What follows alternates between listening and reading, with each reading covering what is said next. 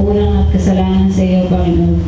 Naway ang kaputandog na ito ay magamit sa iyong tahanan at ibalik niyo po sa mga nagsipagbigay ng siksik libig umaapaw. Ito lang po ang aming samtalangin sa pangalan ni Jesus. Amen.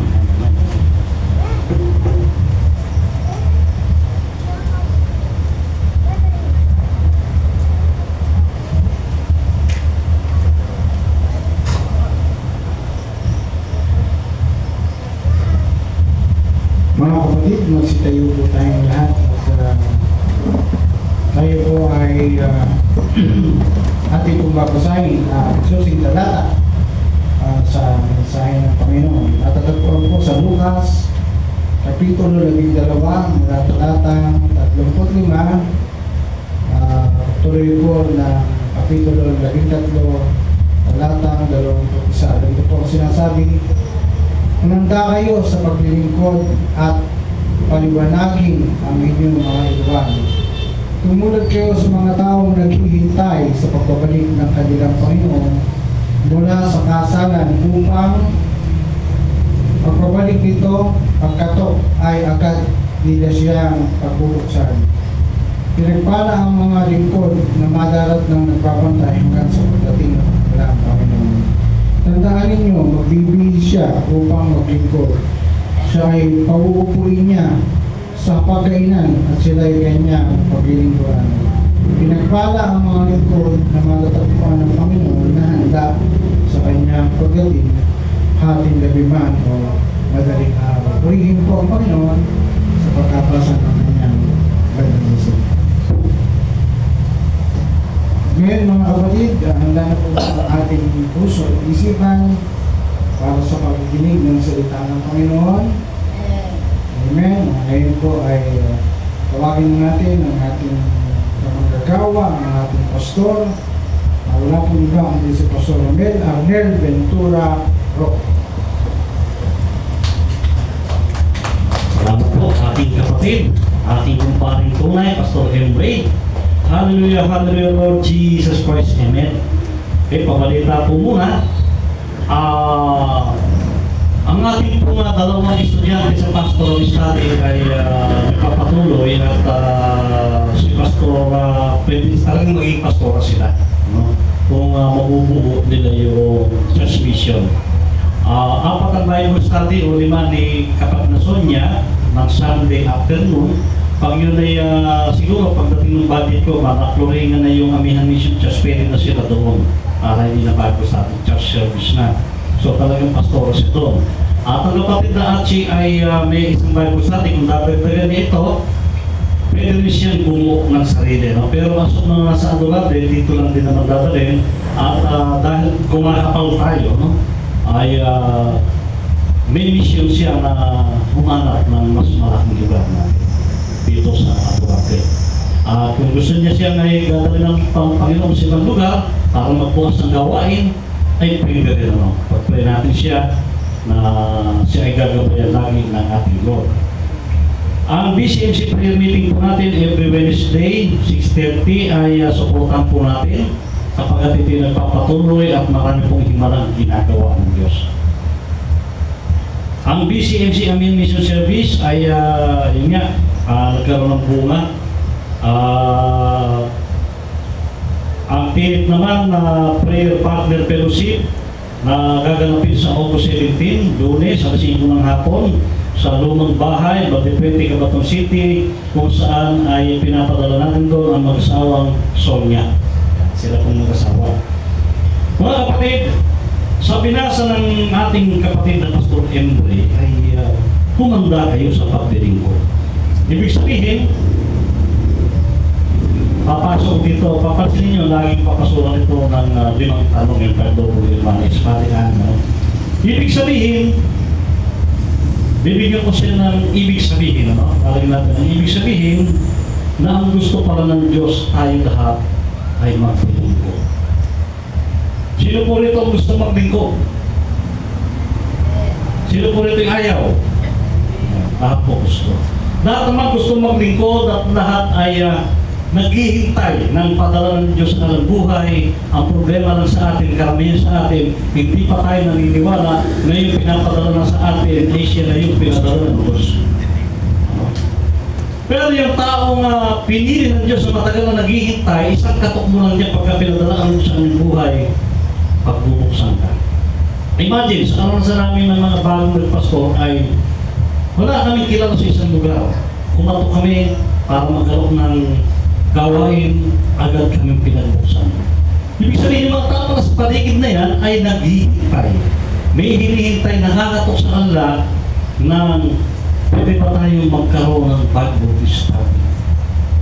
Sa 100% ng mga tiga-adorable, i-try nyo lang, baka masubo kayo.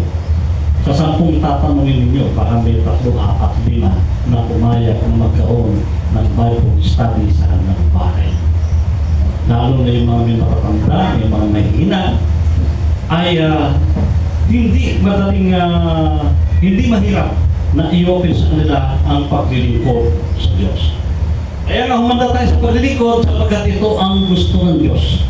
Tayo ay maglingkod sa pagsunod sa kanyang dakilang utos na humayo, at ipahayag ang kanyang mabuting balita ng hindi lamang kaligtasan, kundi ng kaharian ng Diyos. Dahil ang kaligtasan, dapat ang ligtas ng mga nilalang ay pinaghaharian ng Diyos, hindi ng kasinungalingan, hindi ng gera.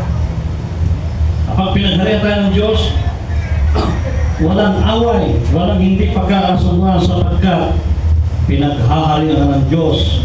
Ang Diyos ang hari ng iyong buhay, hindi na ikaw ang nasusunod, hindi na yung gusto mo, kundi ang Diyos. At kapag kayo humanda sa paglilingkod, paliliwanagin ang inyong mga ilawan. Ito papasok yung tanong, anong ilawan yung tinutukoy? Pag ikinaglingkod, meron daw ilawan. Paliliwanagin. Di ba pag naglingkod ka, yung taong kinatok mo para maglingkod kayo sa Panginoon, pwede magkaroon ng gawain, o pwede mo siyang ipanalangin, o pwede mo siyang anayahan dito sa church, yung meron silang kadiliman sa buhay, na kapag nakakarinig ng salita ng Diyos sa pamamagitan mo o sa pamamagitan mo, sila'y maliliwanagan. Liliwanag ang inyong ilawan kung sa inyong tahanan merong naglilingkod at nangangaral ng salita ng Diyos. Dahil kung walang bibisita sa inyong bahay na mga lingkod ng Diyos, madilim ang paligid. Parang may kantang madilim, madilim mang yung paligid, ating gabing walang hanggan. Diba? Pati musika, malungkot talaga eh. Pero kung may kumatok at nagkaroon po ng open Bible study, pagka may katapang buhay, buhay, buhay, at ngayon ng buhay. So, masigla ang buhay kapag tayo ay naglingkod sa Diyos. Madilim at malungkot ang buhay kung nakakalimutan mo ang gawain ng Diyos. Ano ang buhay mo nung hindi ka pa nagdadalo dito? Ang madilim. Ang gusto mo ng pakli, iba dyan, gusto mo pakamatay, iba dyan, nakali mo na, wala na sarili. Pero nung siya ay naglingkod, kayo naglingkod sa Diyos, lumiwanag ang inyong isipan. So para lumiwanag ang isipan ng inyong mga anak, inyong mga kapatid kapitbahay ng nadiring lang, kayo pala ay pinapadala sa kanang maging ilawan. Kung hindi man ninyo sila Bible study, maayang ninyo sila dito sa gawain upang makarinig sila ng tiwanag ng katotohanan. Palakpakan po natin na Lord. Sabi, si Jesus na sasalta nito sa Lucas Tumunad kayo sa mga taong naghihintay sa pagbabalik ng kanilang Panginoon mula sa kasalan. May mga tao naghihintay. Maaaring akala mo yung mga tao sa paligid mo ay wala sa Panginoon. Tanungan mo sila, meron ba kayong hinihintay na pagbabalik ng Lord? Kaliwanagan ng Lord? Siyempre, yes, sasabihin niya. Gusto nila yun, yung katotohanan. Kaya lang, hindi sila napapaliwanagan at hindi sila nakakarinig. Dahil wala namang nag-iimbita sa kanila, wala nag-o-offer sa kanila na magkaroon ng gawain sa kanilang bahay. Meron ba? Wala. Siguro, 10 years ago, nasa-saturate yan. Pero, yung unang sigwada ng pag-iimbita, pagbisita sa mga bahay, maaring yung tao doon na nakausap ay ayaw, Pero meron kang dadaanan na meron may gusto. At yung may gusto na yun, maraming kaibigan, maraming kapitbahay na kasangga, mga kachismisan, mga kamarites. Hanggang sa ang pagchichismisan na nila, si Sister Sonia, lingkod pa ng Diyos yun. May maganda pa ng mga aral yun. Gusto ko yun. O gano'n. Magandang gano'n ang mangyari sa ating buhay. Tayo ay gayahin natin yung mga naghihintay, no? At marami naghihintay na baka tayo ang kanilang hinihintay. Kasi pagparala ko dyan, minsan ito mong pinapansin yung mga nasa paligid, para bang hindi maganda. Pero nung try ko lang, hello ma'am, hello sis, hello ate. Pag gano'n ang bati mo may yes yun may yes ano. At trinay ko na yung mga tao sa paligid ko pinagi kong binabati. Hello mga pare kong gwapong walang kupas, mga nagagantahan na walang kupas kong umaga. Maganda ang dating. Sapagat una yung salitang walang kupas, yun ay sa Diyos. No? Walang kupas na pag-ibig ng Diyos. Upang sa pagbabalik nito at pagkato ay agad nila siyang mapagbuksan. Subukan yung kumato. Sino po rito ang sinubukan minsan kumato sa bahay ng kanyang gustong katukin? Ano po? Amen, di ba? Bakit kayo kumakatok? Di ba dapat pag kumatok ay para mag-open ng gawain ng Lord para magpaglingkod? Pero minsan madalas tayong kumakatok. Kung sinala, pautangin mo ako. Ano mali? Kung sinala, ganito kasi. Ay, kung sinala, gano'n, gano'n. Medyo maraming kwento. Sa abang na ulit, kung sinala, pautangin. Di ba? May mga ganyan Pero, tandaan natin, na tayo man, pag may kumakatok, dahil di mo naman kaya tanggihan, di naman tayo bastos, di ba?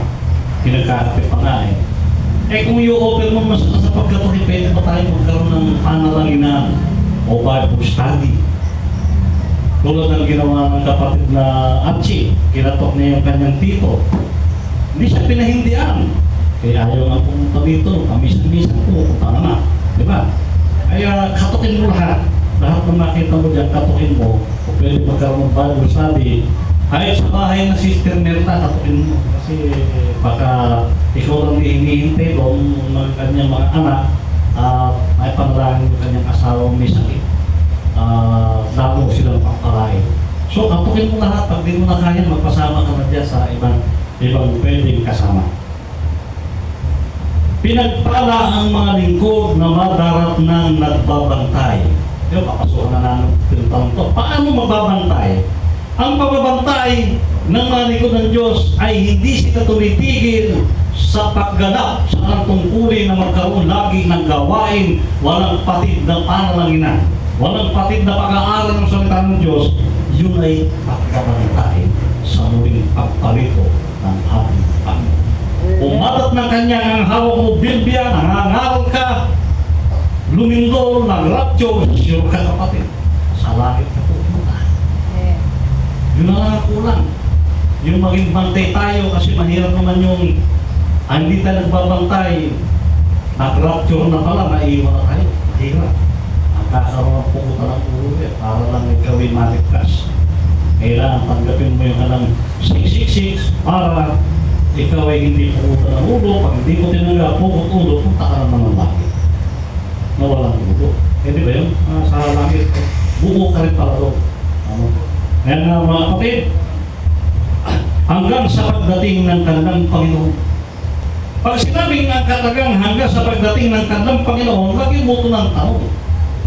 Anong pagdating ng kanilang Panginoon? Kasi nga, ang sagot, muling babalik ang Panginoon sa wakas ng panahon. At ang mananatiling tapat ang wakas o kaya ng mga gera, mga kung anong lindol, sa una, ay magkakaroon ng digmaan, magkakaroon ng lalagalat pagkasamaan at kung saan ang mga pastor o bispo na magiging magnanakaw sa gobyerno na walang ginawa kundi kang magsinungaling. Yan, matinding kasamaan yan. At pahirapan yung kanilang mga miyembro. Matinding kasamaan sa darating ang wakas. Ngunit ang mananatiling tapat hanggang wakas ay siyang maliligtas. At itong manaligtas nito ay magpapatuloy na ipangaral ang paghahari ng Diyos. Kasi madaling sabihin ligtas, pero yung pinagharian ba ng Diyos, madaling sabihin. Kapatid, pinaghaharian ba ng Diyos sa sandaling ito? Kasi yung pinaghaharian ng Diyos, dahil yung nagsasabi sila ligtas, hindi naman sila pinaghaharian ng Diyos. Naghahari pa rin sa sarili nila, yung anong gusto lang mangyari, yung gusto yun ang kanilang gagawin. Ang pinaghaharian ng Diyos, kung anong gusto mangyari ng Diyos, yun ang iyong gagawin. At hindi ka mapapahamak. Dahil gusto ng Diyos, lagi ka ligtas. Kaya nga hindi na mawawala ang kaligtasan mo kung ikaw ay pinaghaharian ng Diyos. Pero kung hindi ka pinaghaharian ng Diyos, ikaw pa rin ang hari sa sarili mo, ikaw pa rin nasusunod, pag ayaw mo, mawawala ang kaligtasan. Pagpirat yan. Dahil maraming nasabing, Panginoon, kilala ka namin, ginawa namin ang gusto mo. Pero sabi ng Panginoon, hindi ko kayong mga kilala mapaggawa ng masama. Ang kilala ko lamang ay yung mga tumutupad ng kalooban ng ating amang nasa langit. Ano ba yung kalooban ng ating amang nasa langit? Ang kaharian ng Diyos palagi ang sinasabi nito. Hindi tayo wellness. Si Kibuloy kasi ginamit niya, kaya siya nag-click, pero hindi tayo wellness. Meron tayo isang Diyos na may tatlong persona, ang Ama, Anak at Espiritu Santo. Kailanman, yun ay tinuturo ng Biblia. Simula pa ng una na ang Ama ay nagpapakita sa pamamagitan siya haliging apoy, ulap na gumagabi sa mga Israelita. At ang Anak nang sa panahon isinilang ng Panginoong Jesucristo na siya ang ating Panginoon tagapagligtas at banal na Espiritu ngayon na siya gumagabi sa atin. Yan ang ating Diyos. Pero nanay, tandaan ninyo, magbibihis siya upang maglingkod. Kapag inisisa mo yung mga salita ng talata ng Bible, magkakaroon ka dito ng katanungan, ipapasok mo yung teaching strategy 5 Problemanes, magbibihis. Tandaan ninyo, magbibihis. Saan magbibihis? Bakit magbibihis? Siyempre, pagbabible study ka, may pupuntahan ka, mangangaral ka ng salita ng Diyos, makikipag-kwentuhan ka sa mga kaibigan mo, makikipag-maratisan ka naman ng salita ng Lord. Siyempre, magbihis ka naman, di ba? Logic, literal lang, itong ating pinag-aaral at pinag-usapan. Meron nakikita, dapat, pag naglalay ka, nakabihis ka, meron nakasabi mo, nakahubad, parang nasira na yung image ng ating paglilingkod sa Panginoon. Sila ay paupuin niya sa kapagkainan.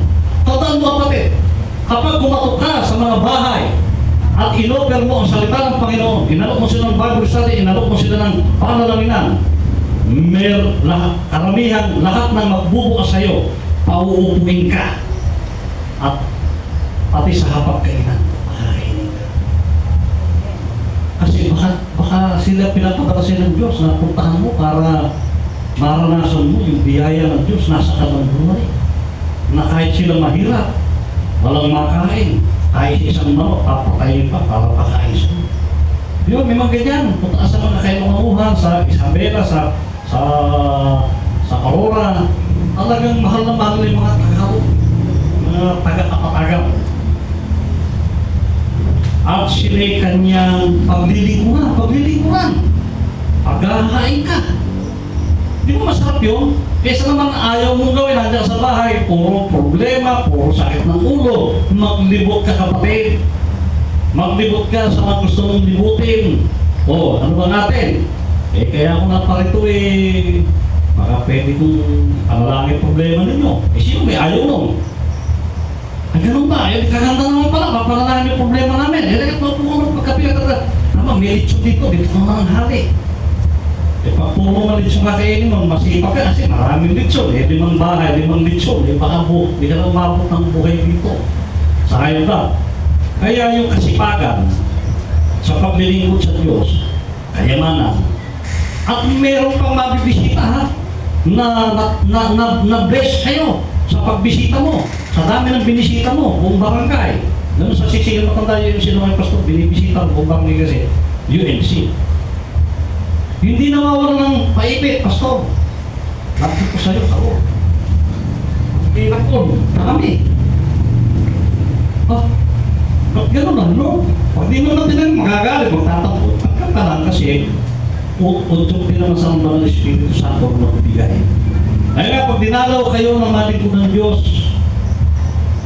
ay ibukas niyo sa kanila yung pintuan at kayo man, dalawin ninyo yung mga kaibigan, kamag-anak nung hindi nyo halatang may problema na malaki pa ang problema, walang pera, walang makain, may sakit karamdaman, yun lang naman ang ipupunta mo sa kanila, ipanalangin ang kanilang problema, pinansyal, health, at kung ano man yung problema.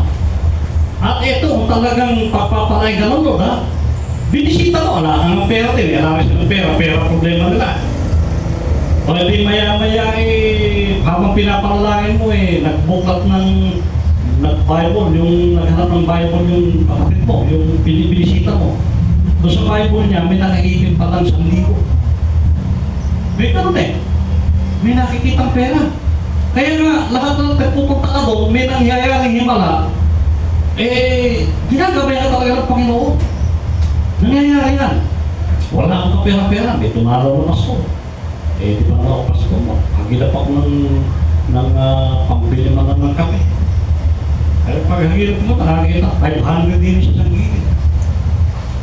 Ganun ang Diyos Naranasan ko sa paglilingkod sa Panginoon, wala kaming makain.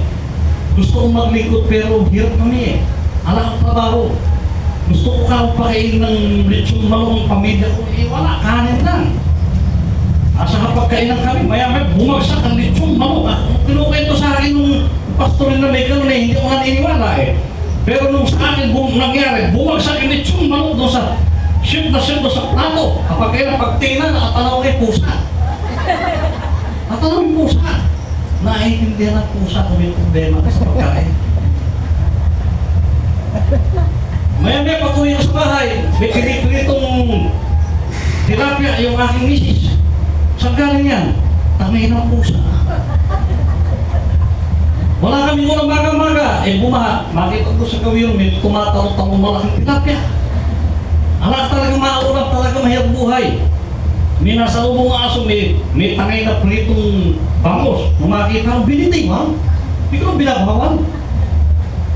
Napakabuti ng Diyos. Amunin mo ng Diyos. Ito mo si Sister Archie na yan, gagamit mo ng Diyos. Amen. Napakabuti ng Diyos. Kaya nga yung sabi ni Pastor Ani ay dapat uniform kami ni Pastor. Nag-uniform, ganyan si Pastor Ray kung minsan mag-aral Minsan kaganda ng paksa. Mapupunta sa kulambo, lagyan mo ng kulambo yung malugar. Pakainan, napakabuti ng Diyos.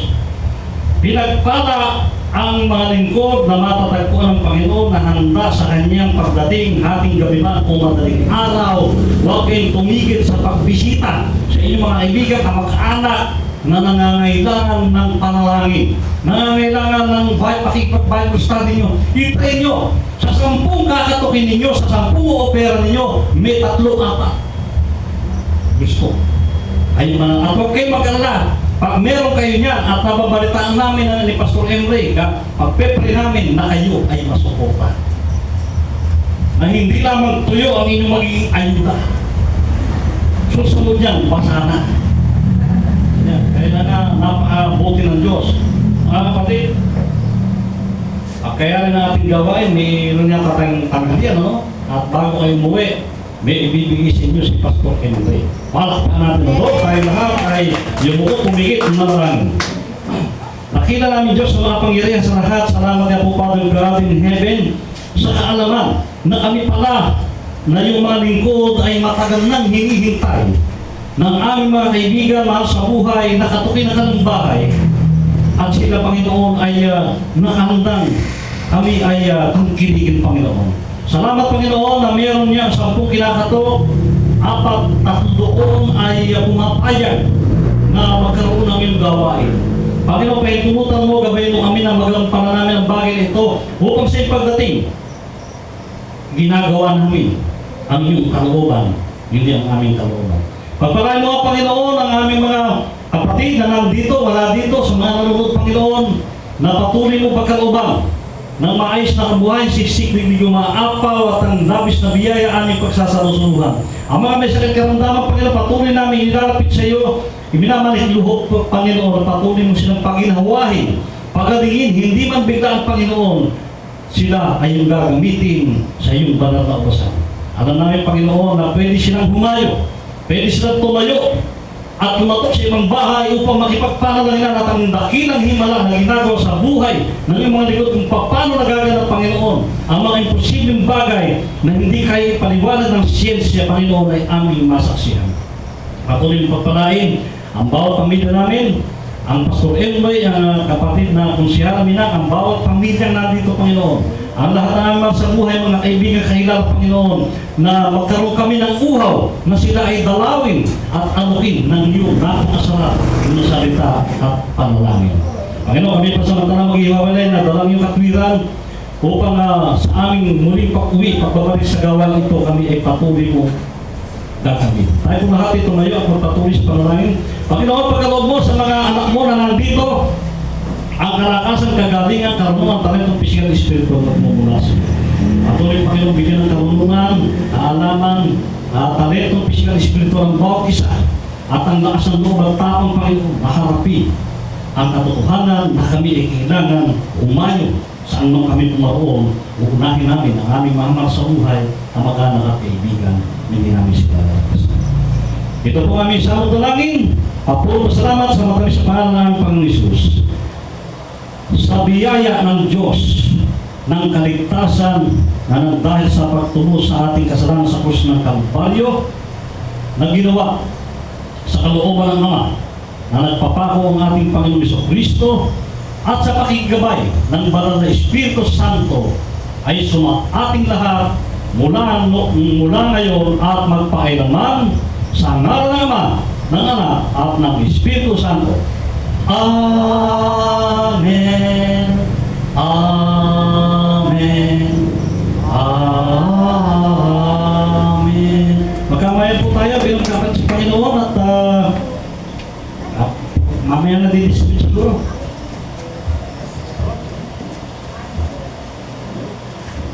Walang uuwi, mga sister. Iinom nyo yung kakain tayo. Iinom nyo yung mga